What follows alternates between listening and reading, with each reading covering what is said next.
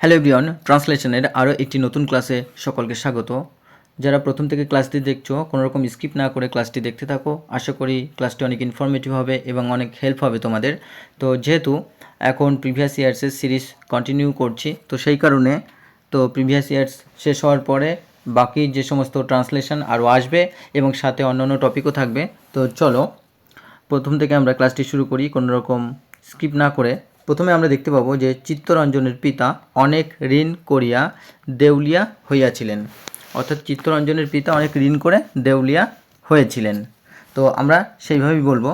তো এখানে কিন্তু আমরা সিম্পল পাস্ট টেন্সে লিখব, যেহেতু হয়েছিলেন বোঝাচ্ছে, তো সেই কারণে কিন্তু আমরা সিম্পল পাস্ট টেন্সে লিখব। আর এখানে হইয়াছিলেন যেহেতু সাহিত্যের ভাষা, তো সেটাকে আমরা হয়েছিলেনই বলবো, হয়েছিলেন। তো চলো দেখা যাক। তো আমরা ঠিক এইভাবে করব যে চিত্তরঞ্জনস ফাদার, অর্থাৎ চিত্তরঞ্জনের পিতা। তো এখানে অ্যাপোস্ট্রোফি এস আছে, যেহেতু এর বোঝাচ্ছে চিত্তরঞ্জনের বাবা বা পিতা বিকেম কি হয়েছিলেন, বিকেম হচ্ছে হয়েছিলেন, হয়েছিলেন কি ব্যাংক্রাফট, ব্যাংক্রাফট অর্থাৎ কি দেউলিয়া। তাহলে কি হয়েছিলেন, দেউলিয়া হয়েছিলেন কি হ্যাভিং ডান অর্থাৎ করায় কি এ লটস অফ ডেবস, অর্থাৎ অনেক ঋণ করায় বা প্রচুর ঋণ করায় বা অনেক ঋণ করায় কি লটস অফ হচ্ছে প্রচুর বা অনেক। তো অনেক ঋণ করায়, যেহেতু ধার বা ঋণ বলতে পারি আমরা, তিনি দেউলিয়া হয়েছিলেন।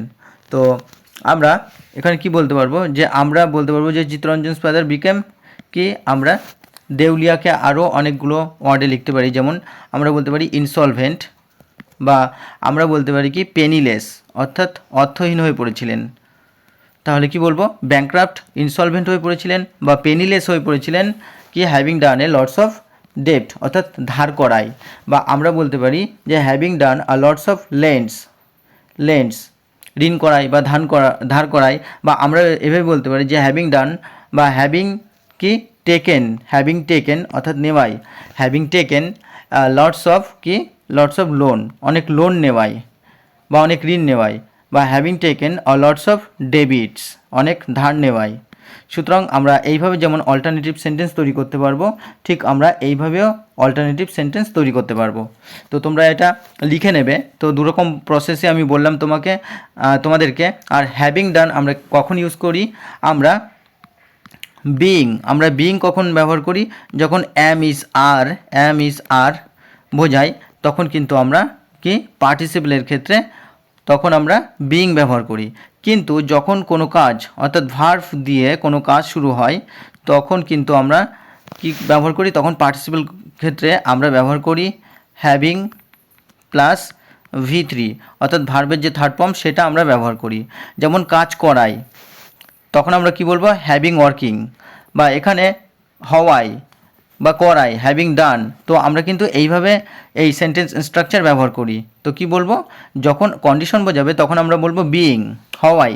আর যখন কাজ করাই তখন আমরা বলবো হ্যাভিং ডান, হ্যাভিং ডুইং, হ্যাভিং ডান বা হ্যাভিং ওয়ার্কড বা হ্যাভিং গান, চলে যাওয়াই, করাই বা হ্যাভিং ইটেন, খাওয়াই। তো আমরা এমনভাবে কিন্তু লিখব। তো এই স্ট্রাকচারও কিন্তু পার্টিসিপেলের মধ্যেই পড়ে। তো চলো আমরা পরের বাক্যটি লক্ষ্য করি। অর্থাৎ সিম্পল টেন্স করার ক্ষেত্রে কিন্তু আমরা এই ফরমেশন ব্যবহার করি। তো চলো আমরা পরের বাক্যটি লক্ষ্য করি। পরের বাক্য হচ্ছে কি, চিত্তরঞ্জন তাহার উপার্জিত অর্থে সেই সকল ঋণ পরিশোধ করেন। তো চিত্তরঞ্জন তার কি উপার্জিত অর্থে, তার যে ইনকাম বা অর্জিত অর্থ, সেটা দিয়ে তিনি সকল ঋণ পরিশোধ করেন। তো এটাও আমরা সিম্পল পাস্ট টেন্সে লিখব, যার গঠন হচ্ছে সাবজেক্ট V2 অবজেক্ট রিমেইনিং। আমরা প্রত্যেকে জানি। চলো দেখি বাক্যটি আমরা কিভাবে লিখতে পারি। তো আমরা ঠিক এইভাবে লিখব যে Chittaranjan paid back. Paid back হচ্ছে একটি ফ্রেজ যার অর্থ হলো কি পরিশোধ করা, পরিশোধ করা, পরিশোধ করা। তো যেহেতু এটা পাস্ট টেন্স, তো পেইড ব্যাক লিখেছি, তো এটা হচ্ছে পে ব্যাক হবে। চিত্তরঞ্জন পেইড ব্যাক পরিশোধ করেছিলেন অল দোজ ডেবটস, অর্থাৎ ওই সমস্ত ঋণ পরিশোধ করেছিলেন বাই হিজ আর্নিংস, তার উপার্জিত অর্থের সাহায্যে বা তার উপার্জিত অর্থ দিয়ে সেই সমস্ত ঋণ তিনি পরিশোধ করেছিলেন। তো পেইড ব্যাককে আমরা কিন্তু লিখতে পারি যে পেইড অফ, অর্থাৎ পরিশোধ করানো বা মিটানো। বা আমরা এটাকে কিন্তু বলতে পারি রিপেইড, অর্থাৎ পুনরায় প্রদান করে দেওয়া, বা আমরা এটাকে বলতে পারি যে রিইম্বার্সড অর্থাৎ পুনরায় প্রদান করা। আর আর্নিং হচ্ছে তার উপার্জন, যেটাকে আমরা ইনকামও বলতে পারি, ইনকাম, বা এটাকে আমরা বলতে পারি তার অ্যাকোয়ারমেন্ট অর্থাৎ তার সঞ্চয় বা অর্জন। সুতরাং এইভাবে আমরা লিখতে পারি, তোমরা এটা লিখে নিও। চলো পরের বাক্যটি আমরা লক্ষ্য করি। পরের বাক্যটি আছে, তাহার এই কার্যের জন্য বিচারপতি ফ্লেচার খুব প্রশংসা করিয়াছিলেন অর্থাৎ করেছিলেন। তো যেহেতু সাহিত্যের ভাষা, এখানে করিয়াছিলেন সাধু ভাষা ব্যবহার করা হয়েছে, তো এটাও আমরা সিম্পল কি পাস্ট টেন্সে লিখব। তো চলো দেখি আমরা এই বাক্যটি কীভাবে লিখতে পারি। এই বাক্যটিকে আমরা এইভাবে লিখতে পারি, ঠিক এইভাবে লিখতে পারি যে কি জাস্টিস ফ্লেচার অর্থাৎ বিচারপতি ফ্লেচার। তো এখানে কিন্তু সাবজেক্ট হচ্ছে জাস্টিস ফ্লেচার। কে? Justice Fletcher. সাবজেক্ট কি? প্রেসড হিম, তাকে প্রশংসা করেছিলেন। তাকে বলতে চিত্তরঞ্জনকে প্রশংসা করেছিলেন। কি এটা কিন্তু V2 ব্যবহার করা হয়েছে, ভেরি মাচ, খুব প্রশংসা করেছিলেন ফর দিস ওয়ার্ক, এই কাজের জন্য, তার এই মহান কার্যের জন্য তাকে খুব প্রশংসা করেছিলেন। বা আমরা বলতে পারি যে লর্ডেড অর্থাৎ তাকে সাধুবাদ জানিয়েছিলেন, তাকে প্রশংসা করেছিলেন। বা আমরা বলতে পারি যে কমপ্লিমেন্টেড প্রশংসা করেছিলেন। বা আমরা বলতে পারি খুব প্রশংসা করেছিলেন, এক্সটোল্ড উচ্চ প্রশংসা করেছিলেন। তো আমরা এই সমস্ত এক্সট্রা ওয়ার্ড লিখে নেব। এগুলো আমাদের সিনোনিম অ্যান্টোনিমসকে কিন্তু খুব সহজ করে দেবে আমাদের এই সমস্ত ওয়ার্ডগুলি জানলে। তো তোমরা এগুলো খুব লিখে নেবে, খাতায় সুন্দর করে লিখে নেবে এবং বারবার প্র্যাকটিস করতে থাকবে। তোমরা প্রথমে নিজেরা কি করবে, যে প্রথমে আমি যে লাইনটা দিচ্ছি সেই লাইনটাকে নিজেরা প্র্যাকটিস করতে থাকবে। যখন পারবে না, অর্থাৎ নিজেরা প্র্যাকটিস করার পরে তারপরে চেক করবে যে আমরা কতটা কারেক্ট করলাম। তো এবং এইভাবে পজ করে করে করতে থাকবে, দেখবে ট্রান্সলেশনের যে তোমাদের দক্ষতা সেটা অনেক গুণ বেড়ে গেছে। তো চলো পরের বাক্যটি আমরা শুরু করি। পরের বাক্যটি আমরা দেখব যে ঋণ শোধ হইলে বা হইলে পর অর্থাৎ হওয়ার পর তিনি প্রায় প্রতিদিন প্রচুর অর্থ দান করিতেন অর্থাৎ করতেন। তো এটাও আমরা সিম্পল পাস্ট টেন্সে লিখব। তো চলো তাহলে এখানে কিন্তু আমরা দুটো ভাব দেখতে পাচ্ছি, যে দান করতেন, আরেকটা হচ্ছে শোধ হইলে এটা হচ্ছে ইনকমপ্লিট। এটা আমরা কি দেখতে পাবো? ইনকমপ্লিট। এটা আমরা ইনকমপ্লিট ভার্ব দেখতে পাচ্ছি। তো চলো দেখি কিভাবে লেখা যায়। তো এটাকে আমরা ঠিক এইভাবে লিখতে পারি যে he would donate lots of money, তিনি দান করতেন কি অলমোস্ট এভরিডে, তিনি প্রায় প্রতিদিনই দান করতেন। আফটার পেইং, এই যে পেইং কিন্তু আমরা পার্টিসিপেল ফর্ম করে নিলাম। তো আফটার পেইং প্রদান করার পরে, আফটার পেইং অফ অর্থাৎ প্রদান করার পরে অল ডেটস সমস্ত ঋণ পরিশোধ করার পরে তিনি প্রায় প্রতিদিনই প্রচুর অর্থ কি দান করতেন। ডোনেট, তো উড আমরা কখন ব্যবহার করি? আমরা উড বা আমরা ইউজ টু কখন ব্যবহার করি? ইউজ টু অর্থাৎ করতাম। তো এখানে করতো বোঝাচ্ছে যেহেতু, অর্থাৎ অতীতকালে কোনো কাজ যখন হ্যাবিচুয়াল ওয়ার্ক বোঝায়, অতীতকালের বা পাস্টের কোনো হ্যাবিচুয়াল ওয়ার্ক যখন ইন্ডিকেট করে অর্থাৎ বোঝানো হয়, তখন কিন্তু আমরা উড বা ইউজ টু ব্যবহার করা হয়। আর উড আরেকটি কাজে ব্যবহার করা হয় যখন আমরা ফিউচারের কোনো ফিউচার অ্যাকশান আমরা যখন আমরা পাস্টে ইন্ডিকেট করি তখন কিন্তু আমরা এই উডের ব্যবহার করে থাকি। সুতরাং সেইভাবে আমরা এখানে ব্যবহার করেছি, অর্থাৎ এটা হ্যাবিচুয়াল প্রায় প্রতিদিনই করতো যেটা, তো সেই কারণে উড ব্যবহার করেছি। বা আমরা এখানে কিন্তু ইউজ টু এর ব্যবহার করতে পারি। কি use to? He would use to, আর হি উড ডোনেট অর্থাৎ প্রদান করতো কি, বা আমরা ডোনেটকে লিখতে পারি। চলো ডোনেটের কয়েকটা ওয়ার্ড দেখি। যেমন আমরা বলতে পারি হি উড গিভ ইন অর্থাৎ দান করতেন, এটা একটা ফ্রেজাল ভার্ব। বা আমরা বলতে পারি হি উড বেস্টো অর্থাৎ তিনি প্রদান করতেন। বা আমরা বলতে পারি হি উড কনফার্ট, তিনি প্রদান করতেন। বা আমরা বলতে পারি হি উড গ্রান্ট, তিনি মঞ্জুর করতেন। সুতরাং এই সমস্ত এক্সট্রা ওয়ার্ড আমরা লিখে নেব এর সাথে সাথে। আর এই সেন্টেন্স স্ট্রাকচার বা এই যে গ্রামাটিক্যাল রুল সেটাও তোমরা লিখে নেবে। তো চলো আমরা পরের বাক্যটি লক্ষ্য করি। পরের বাক্যটি আছে কি, এমন উদার দানের তুলনা পাওয়া যায় না। তো তুলনা হয় না বললেও হবে, বা তুলনা পাওয়া যায় নাও বললে হবে। তো এটা কিন্তু আমরা আবার সিম্পল প্রেজেন্ট টেন্সে লিখব। কারণ কি, এটা কিন্তু পাওয়া যায় না অর্থাৎ একটা চিরাচরিত সত্যের মতো একটা প্রেজেন্ট সিচুয়েশনকে বর্ণনা করছে। তো সেইভাবে আমরা লিখব। চলো কীভাবে লিখব। তো বলেছে সাচ জেনারেস অর্থাৎ এমন উদার, ডোনেশনস অর্থাৎ কি দান, এমন উদার দান। তো ডোনেশনস যেহেতু প্লুরাল, তো সেই জন্য আমরা এখানে আর ব্যবহার করেছি।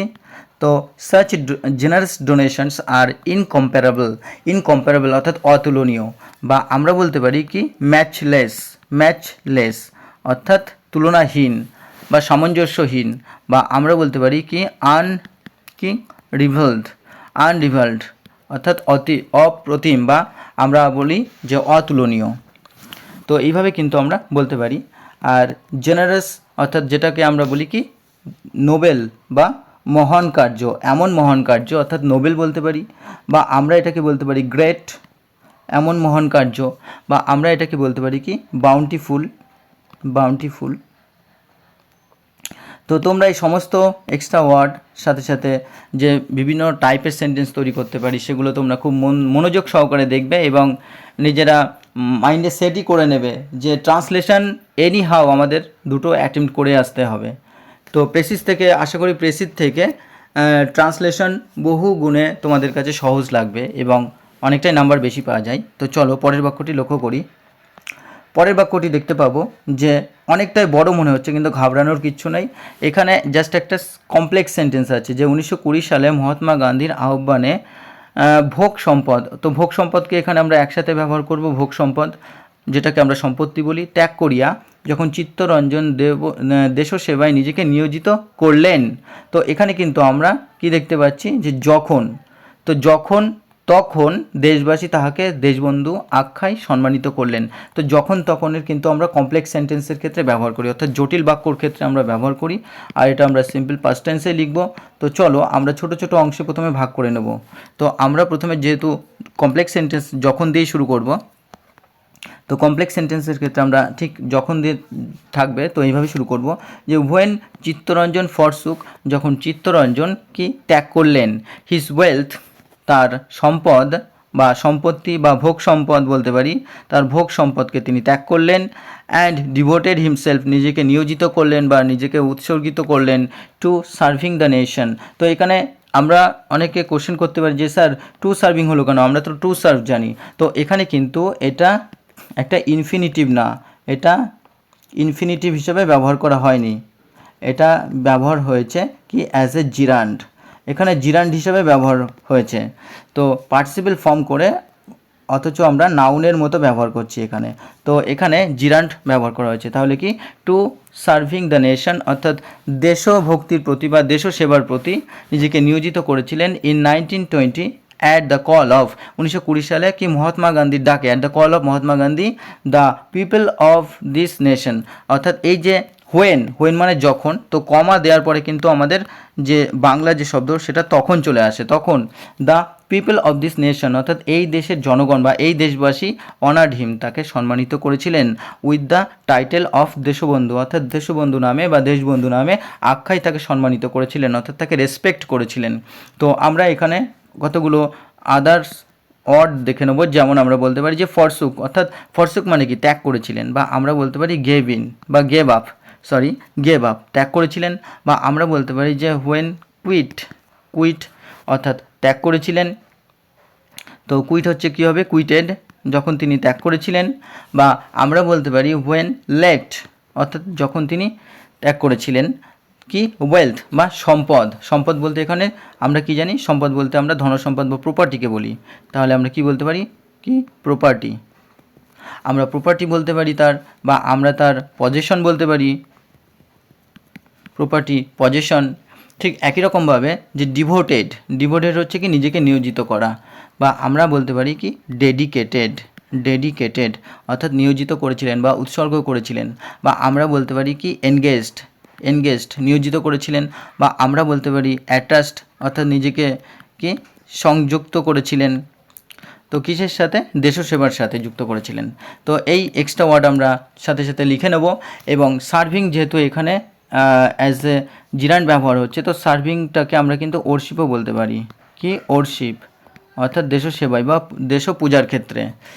তো এখানে আমরা যেমন নেশন বলেছি, তো নেশন ঠিক নেশনের সাথে সাথে আমরা কিন্তু আবার কান্ট্রিও বলতে পারি, নেশন বা কান্ট্রি অর্থাৎ দেশ।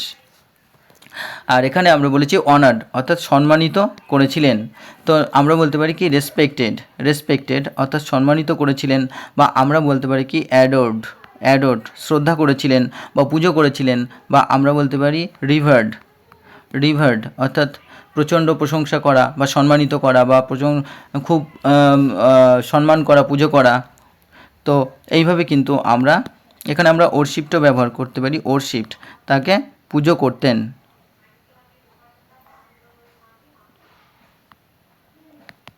ওরশিপ্ট। তো এই সমস্ত ওয়ার্ড তোমরা লিখে নিও।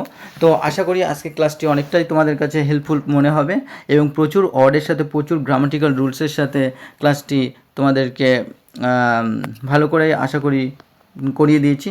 তো এই ধরনের যারা চ্যানেলে প্রথম তারা অবশ্যই এই ধরনের ক্লাস পাওয়ার জন্যই চ্যানেলটিতে সাবস্ক্রাইব করে পাশে থাকা বেল আইকনটি প্রেস করে রেখো, এবং যারা প্রতিনিয়ত ক্লাস দেখো তাদের অসংখ্য ধন্যবাদ।